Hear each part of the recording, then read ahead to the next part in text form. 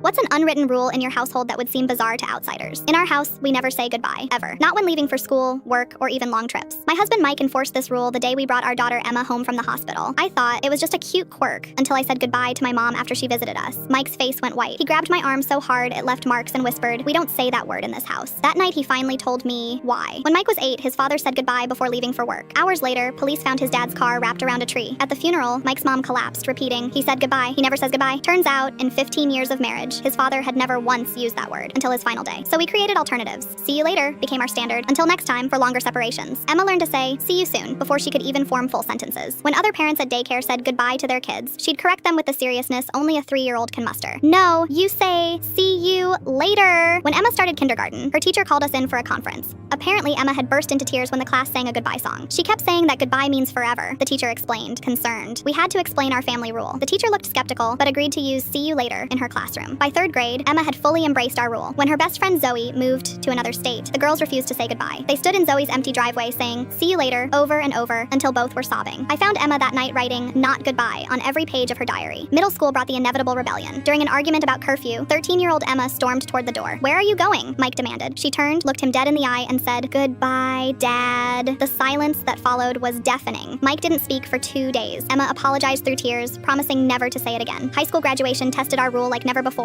Emma was leaving for college, across the country. As we stood in the airport, Mike kept repeating, "See you at Thanksgiving," while fighting back tears. When the final boarding call came, Emma hugged us fiercely and said, "This isn't even close to goodbye." During her sophomore year, Emma called at 3 a.m. Her roommate had been in a car accident. "She said goodbye when she left," Emma whispered, her voice breaking. "She actually said the word Mom." I stayed on the phone all night as Emma kept vigil at the hospital. Her roommate survived, but Emma made her promise never to say that word again. Last year, Mike was diagnosed with stage 4 pancreatic cancer. It moved quickly, too quickly. In his final weeks, relatives flew in from everywhere. Each time someone would start to say goodbye, Emma or I would cut them off. "See you later," we'd interject. They thought we were in denial. Maybe we were. The night before Mike died, Emma crawled into his hospital bed. I watched from the doorway as she whispered in his ear. Later, she told me she'd made him promise not to say goodbye, even at the end. He squeezed my hand 3 times. That was our code for "Z, you, later." At the funeral, people kept saying how sorry they were that we didn't get to say goodbye. They didn't understand. The last thing Mike said to me was, "I'll see you later, beautiful." Emma delivered the eulogy without once using the word. She ended with, "Until next time, Dad." Emma got married last month. During the father-daughter dance, she played a recording Mike had made before he died. His voice filled the room. "I'm so proud of you, Emma. Save a dance for me next time." There wasn't a dry eye in the venue. Yesterday, Emma called to tell me she's pregnant. "If it's a boy," she said, "we're naming him Michael." Then she added, "And Mom, we're teaching him the rule." This morning, I found a note Mike wrote me years ago, hidden in an old book. The last line read, "Remember, it's never goodbye. In this family, we always see each other later." I've taped it to our refrigerator, right next to Emma's sonogram picture.